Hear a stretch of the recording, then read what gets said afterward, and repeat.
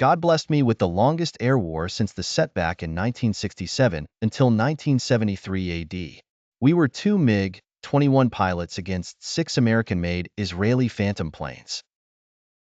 They penetrated the Egyptian borders at Ain Sukna, and when the order to fight was issued, we took off in the direction of the planes, and for the first 30 seconds we determined the course of the battle.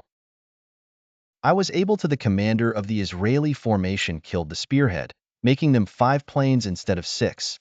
We had 2 planes with 4 missiles, 400 bullets, and 1 hour of flight time. On the Israeli side there were 6 planes, with 48 missiles, 30,000 bullets, and a flight capacity of 3 hours. Comparing the 2 planes, we find that the Egyptian is like a tuk-tuk compared to the Mercedes, which is the Israeli Phantom. By the power of God, we engaged successfully for 13 minutes, and they did not harm us. My plane flies 1 hour for the engagement, the maximum capacity of the plane, and consumes 200 liters per minute. I had to save my fuel and enter a straight line in front of their planes, and at some point, my colleague informed me that our missiles had run out and the planes were still there.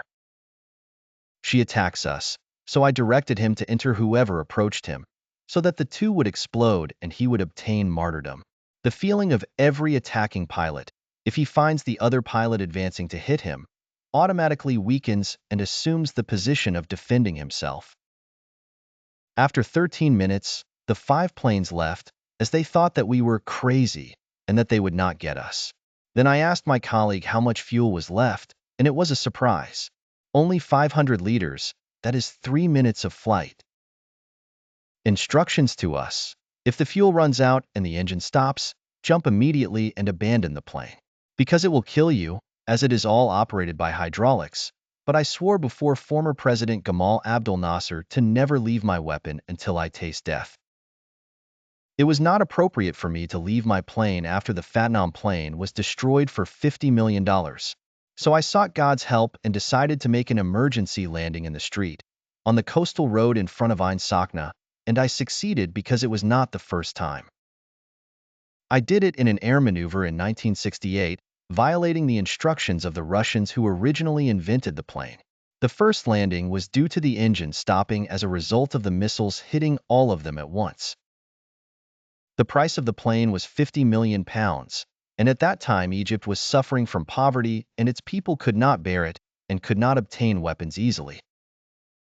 I successfully repeated the action in the 13-minute battle in the longest air battle. I was surprised by a transport vehicle. When its driver and those with him saw me, they were terrified and got out of it and left it in the middle of the street. I deviated slightly in the path, stood up, opened the cabin, and got down, prostrating to God, thanking him for saving me from all these missiles and phantoms.